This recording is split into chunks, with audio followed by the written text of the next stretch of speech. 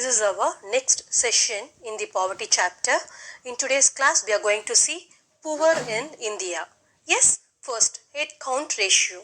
The official data given by Planning Commission.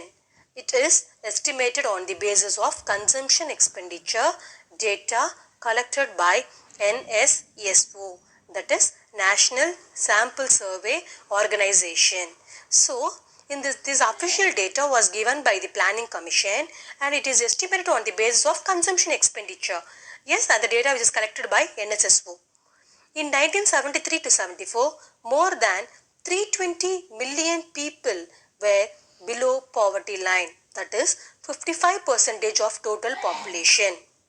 The data, the year what they have mentioned, in the year 1973 to 74, more than 320 million of people were below poverty line, and that is just 55% of total population. And then in 2011 to 12 come down to 270 million, that is 22% of total population. So when we compare with 1973 to 74 and 2011 to 2012, the poverty ratios, that is when we compare with both the years, that is it's come down the year of 2011 to 12 from 55 to 22% of total population. Yes, now in 1990s, the absolute poor in rural area declined, but urban increased marginally. In 1919, the poor in the rural area declined, but it was increased in the urban because the people in the rural area, they have started migrating to the urban. The gap between rural and the urban area of absolute poverty was same in 1999 to 2000 and has widened in 2011 to 2012. The states like Odisha, Madhya Pradesh, Bihar and Uttar Pradesh are still far above the national poverty level, and West Bengal and Tamil Nadu have reduced. Now, we'll see what are the causes of poverty. Population explosion, low level of economic development, third, poor state of agriculture, fourth, high level of unemployment, 5. High level of indebtedness, 6th, inequalities of income, 7th, inflation. First, population explosion. So, population explosion is it's one of the reasons for poverty. I will just tell you few points in the population explosion. Rapid growth of population, particularly among the poor, is responsible for the problem of poverty in the country. That is, rapid growth of population, which when the population increases more, that is also one of the reasons for poverty in the country. It is obvious that when total national income is thinly spreads over larger number of people, the per capita income is bound to be low. Yes, now, low level of economic development. The Indian economy is highly underdeveloped due to relative backwardness of agricultural and industrial sector. That is, low level of economic development is one of the reasons for poverty. Why there is a low level of economic development? Because of two reasons. One, the backwardness of agricultural sector, and two, the industrial sector. And apart from that, due to widespread bottleneck of infrastructure facilities and slow phase of development, nearly 25% of population is still living below the poverty line. Now I will just move on to the third one, poor state of agriculture. Agriculture in India has continued to be backward due to use of primitive method of production and fragmented small land holding, that is agriculture areas, and the backwardness of agriculture is one of the reason. In the reason they were speaking particularly about the small land holding. As a result, labor and the land productivity continue to be low in India. Consequently, most of the farmers live in the state of poverty. Yes, so in the first first reason they were telling about population. Second, low level of economic development. Low level of economic development due to two, backwardness of agricultural and industrial sector. Third, poor state of agriculture. Agriculture backward is one of the reason. In that they were speaking about small landholding. Yes, next, high level of unemployment. A large section of people, urban poor in India, are largely the overflow of rural poor. who migrate to urban, I have told you already. The people from rural, they are migrating to urban. That will bring overflow to the urban area in the search of employment as well as for the livelihood. Yes, in this we have some points. Industrialization has not been able to absorb all these people. When the people migrates from rural to urban for searching of job, for livelihoods, what will happen?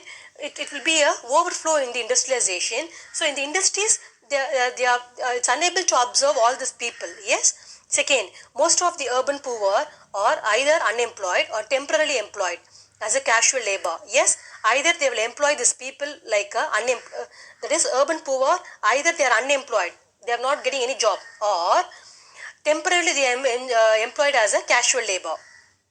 Yes, next, such casual labor are among the most vulnerable in the society as they have limited skill with no job security, no assets, no surplus to sustain them. So, poverty is closely related to nature of employment. So, poverty is a very closely related to the poverty. High level of indebtedness. I have told you what is meant by indebtedness in the previous class. Unemployment or underemployment and the casual nature of work comes people to borrow money. I have told you the people like a casual labor and the small farmer, they need money for farmer, they need money for the cultivation. Casual labor, they want to meet with the expenditure. So they need money, what they have to do it? No other way. They have to borrow money from the money lender, traders, and who else may be. So when they have know that the rate of interest is very high with the money lender, but no other way, they will buy the thing from money from the money lender. At the last, if they are unable to repay it, they will be caught in a debt. This is also one of the reasons for a poverty. Now we'll just move on to the inequalities of income. In the unequal distribution of income and assets, it's one of the reasons for poverty in India.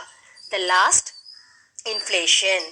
The steep and continuous rise in price, particularly of essential commodities like food grains.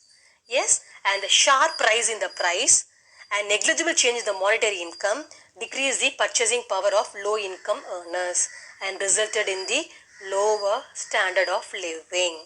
Yes, so at the last, we'll just come to the conclusion in the causes of poverty. Over the year, the gap between the rich and the poor in India has widened. Poverty is a multi-dimensional challenge for India. They need to be addressed on a war footing. Yes? Now, these are the causes of poverty. First, population explosion. Second, low level of economic development. Third, poor state of agriculture. Fourth, high level of unemployment. 5, high level of indebtedness. 6th, inequalities of income. 7th, inflation. Yes, now let's move on to government approach to remove poverty. In this government approach to remove poverty, we have 3 approaches.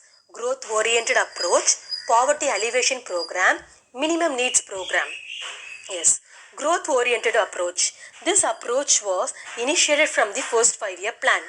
This approach is based on the expectation that effect of economic growth and rapid increases in the GDP as well as per capita income. I've told you in the first class what is the main effect of 5-year plan is nothing but to increase the rapid growth of GDP and apart from its per capita income. Yes, and it was felt that the rapid industrial development and transformation of agriculture through green revolution in select region would benefit the underdeveloped region and more backward section of the community. So what they have felt that we can able to bring it out with a good GDP and per capita income by 2 ways. 1, rapid industrial development. 2, transformation of agriculture through green revolution through the selected region. Yes, now let's move on to poverty alleviation program. To alleviate poverty, they brought out some poverty alleviation programs. Yes, the second approach has been initiated from the third 5-year plan, progressively enlarged since then. The government had introduced various programs you will be learning in the next concept. Now, third, minimum needs program. This approach has been initiated from the fifth 5-year plan. It aimed to provide minimum basic amenities to the people. Yes, so India was among the pioneer of the world to visualize the people living standards could be improved through public expenditure on social consumption expenditure. Yes, food, grains at subsidized rates, education, health, water supply, sanitation. Yes, the program under this approach are expected to supplement the consumption of poor and create employment opportunity and bring improvement in health as well as education. And at the last, three major programs that aimed at improving the food and nutritional status. What are those three programs? Public distribution system, integrated child development scheme, and midday meal schemes. These are the three approaches of government approach: growth oriented approach, poverty alleviation program, the last minimum needs program.